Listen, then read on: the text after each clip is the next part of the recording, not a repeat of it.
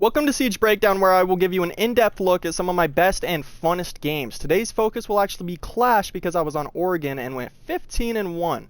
Oregon is a very unique map, as on defense it is probably the most utility meta map, so Clash throws a huge rock into the mix. Starting off, I will be holding down Trophy, as you can cut off basically half of the map by doing so. Unfortunately, two of my teammates die almost instantly, which pushes us into a 3v2.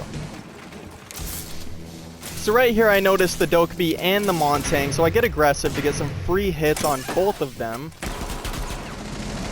Dokkaebi hits a goose, so I know I'm pretty fine to get aggressive on the Montang, and since they both have precision-based weapons where you have to be pretty accurate to do almost anything with them, I know I'm pretty good to stay aggressive on them even though I'm in a 2v5. So now we're already in a 1v5, so this is very unfortunate. Since Dokkaebi's getting aggressive, I decide to back off and then get my weapon out, since this is one of the best secondaries in the game. Unfortunately, nobody pushes me. They end up TKing. I hear one above me. I think I do get some hits off right here. Maybe not. Montang gets aggressive on me, so I fall back. Get the injure on him and get the kill. That's pretty simple.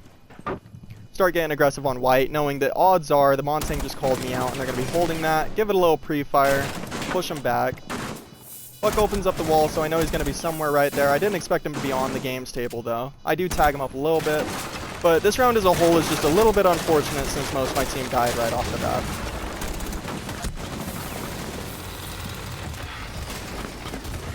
Knowing the Ash just breached that, I blow the Goyo, actually secure a kill off of it, but sadly the round is over. Not a whole lot to take from that, but one of the biggest reasons that people lose on Oregon on defense is they just get way too aggressive. This map is almost impossible to lose if you just play passive because of how utility heavy this map is.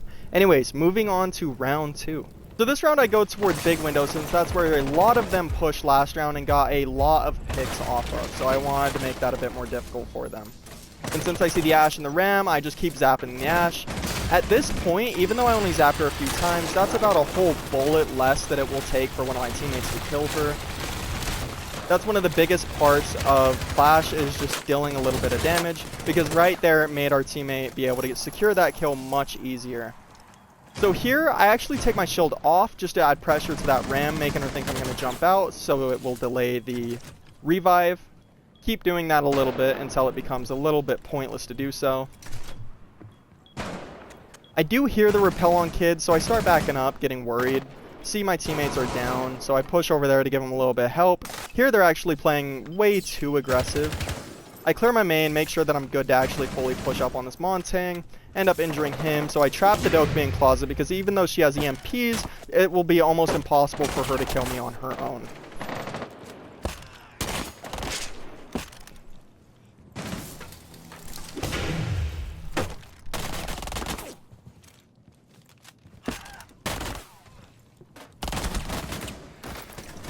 Teammate ends up securing the kill, so I end up killing the Montang. Luckily, the teammate didn't smoke me. I was kind of getting worried about that. To save some time, I do end up pushing over towards big window for the rest of the round, pretty much, because I thought it was the Ram that was still alive. It wasn't, but our teammates end up securing the kill in Attic as soon as they push in right here. So let's move on to round 3. So right here, we are downstairs, so I figured I will hold bunker since that is the main area most attackers end up pushing. Fortunately for me, pretty much all of them push, so I get a lot of free damage.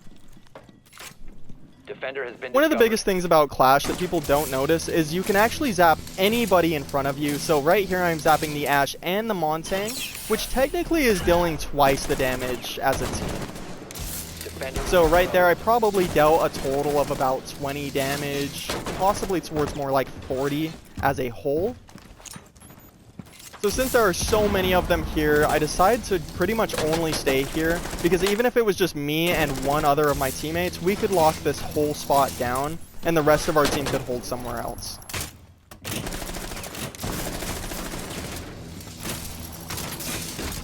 As Clash, you almost always want to be zapping unless you know you're not going to hit them. Defender exposed. And if you can get to the point where you can zap multiple at a time, definitely get in that position.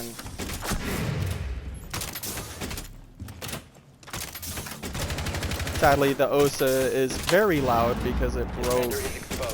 Wow, I don't know. Match replay's buggy. Anyways, teammate impacts me, almost kills me, but I stay aggressive because it is theoretically still impossible for them to kill me unless they use utility on me.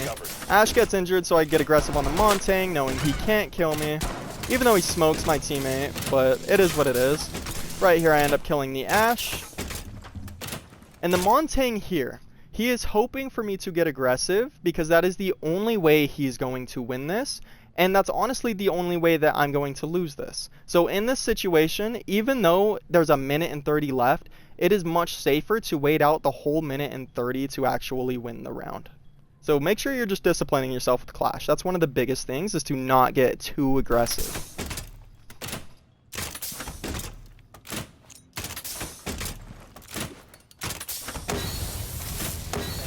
He smokes himself out, so I start to shock just in case. And it will actually make a different sound cue when you do shock them. So it'll also let me know if he is running away or not if I cannot hear. Right here, I do hear him run away, so I'm pretty safe to start backing up. Especially because I think he's going to go backstairs because I'm still hearing him at this point. But I hear him run away, so I start working my way over towards main.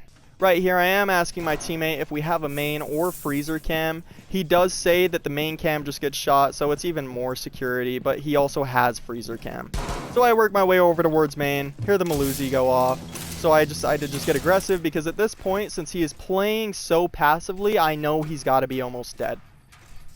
Anyways, moving on to round 5 actually, because 4 was a pretty pointless round. Not much happens. I kind of die right off the bat on offense. So moving on to round 5. So the round prior to this, the enemies were mainly roaming. So this round we decided to do a direct push. Unfortunately, they weren't roaming as much this round, but it still played out in our favor because they swung way too aggressively.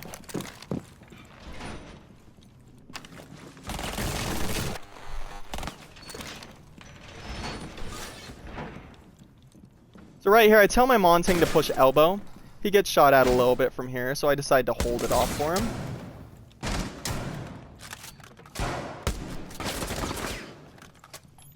This Jaeger gets a little too aggressive right here, so I just kind of swing him and smoke him. I start to push in, get the Valk, well, I tag the Valk. So I decide to push up with my Montang. Injure the Valk there, teammate cleans him up. So right here we're in a pretty fortunate situation because we know where one of them is. They're kind of stuck in closet. My Montang decides to push him right here and actually kind of smokes him. So in this situation we know the last one is off-site and we all end up seeing him right here, so we just get the cleanup kill pretty quickly. Not too much to break down this round. We just kind of outplayed him, outgunned him.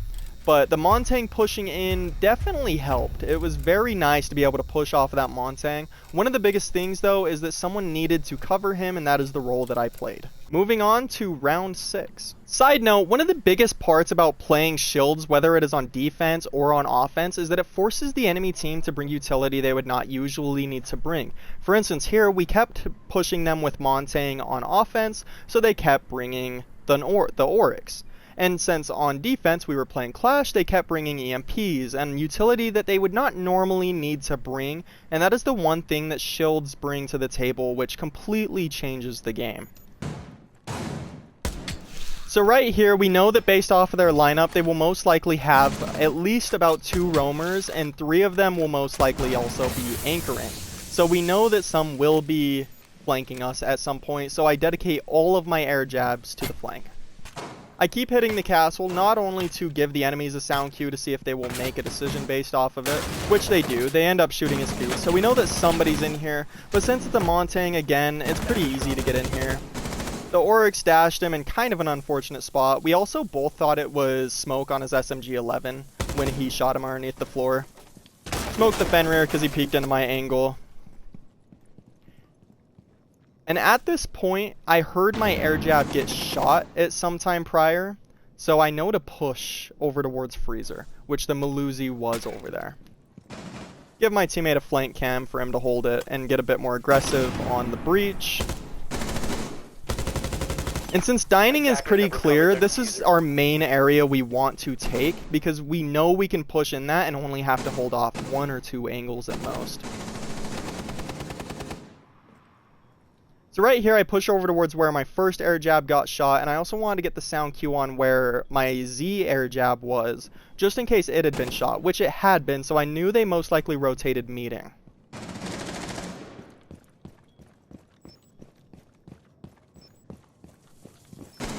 Right here I decided to come back with my teammate, thinking that we could probably push in and get a pretty free plant down. So I decided to plant. Sadly, he dies right here, so I have to get a little bit aggressive.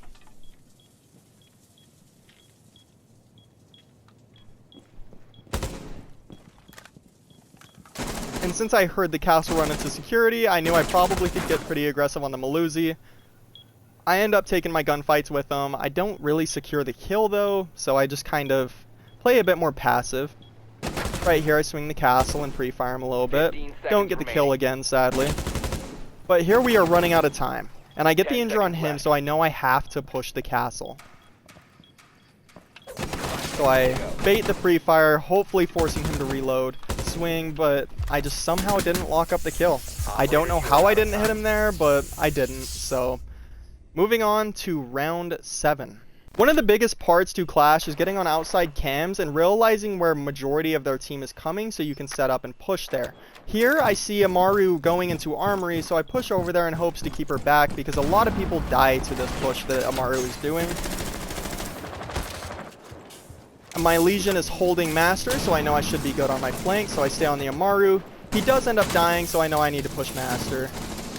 I get aggressive on them for just a second, zap them.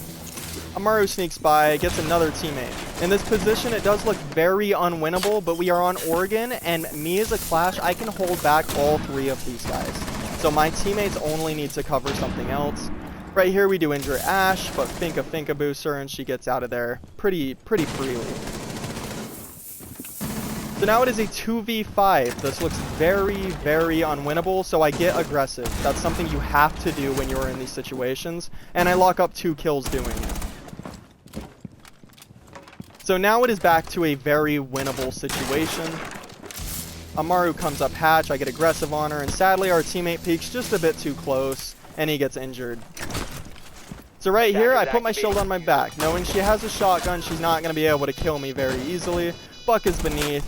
I swing around, she's too busy trolling, so I smoke her, smoke the teammate, and right here, I go for the defuse, I long arm, and he actually bucks right next to me, but knowing he can't see me, he has to clear the whole other area in front of me, which he is doing. I do get it by a very pinch, but that's a good way of locking down the defuse, is actually long arming it from pretty close to where they shot, because they're not going to expect that, and they're going to clear everywhere that they have not shot open. So I locked it up, clutched the 1v5 technically, but the main takeaway from this round is that as Clash, you do have a very good gun still, so if you need to get aggressive, you need to know when to get aggressive, as seen with the first few kills. Anyways, moving on to the final round, round 9. So this round starts off very unfortunately. Right now I am 14-1 with 6 assists, so when I get injured up here, I ain't gonna lie, I thought the game was over. Luckily I crawl away, get Finka boosted, so we're still in the fight. But now I gotta play much safer, and I'm not able to take my gunfights as willingly.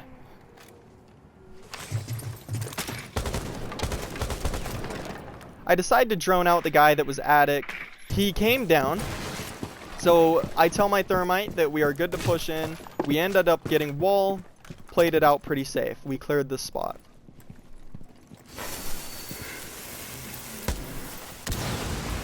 The Oryx does still get aggressive here. I do end up tagging him. I don't really remember how or when. Maybe it wasn't him. It might have been someone else. Pretty sure it was him though right here. Tag him up, put him to about 1 shot, depending on the gun.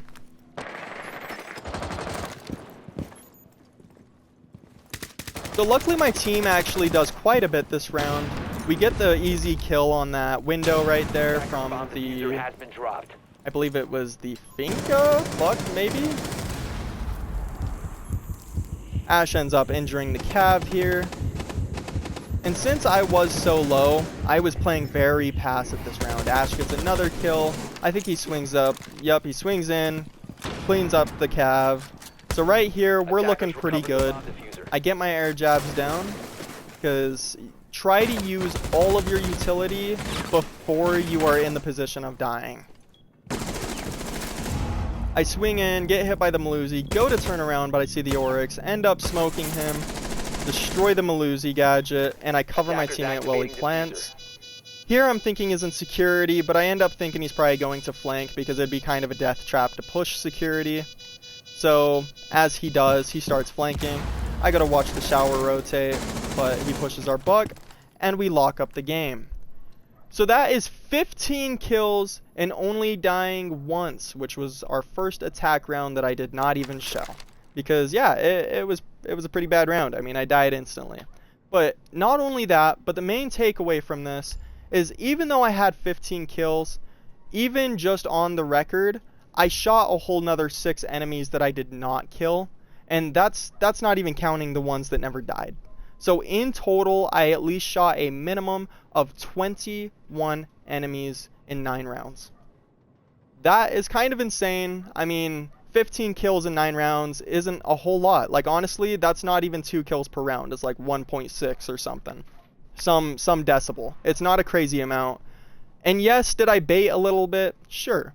But the main takeaway from this video is that my Clash plays were literally perfect. Anyways, I hope you guys enjoyed this video. I hope you learned something. This is my first time ever doing this, so let me know if you want more. I mean, I have games like this all the time, not only streaming, but when I'm off stream, I do play sometimes. If I'm only playing a couple games, I usually don't stream it. But if you guys want me to start doing breakdowns on videos and stuff, or even on games that I don't stream, let me know. I would love to. So if you want to catch the games live, follow me on Twitch. If you want to see them all edited and put together a little bit more, keep on YouTube. You know, I do post little clips to TikTok as well. But I hope you enjoy the content. Everybody be safe. Peace out. I love you.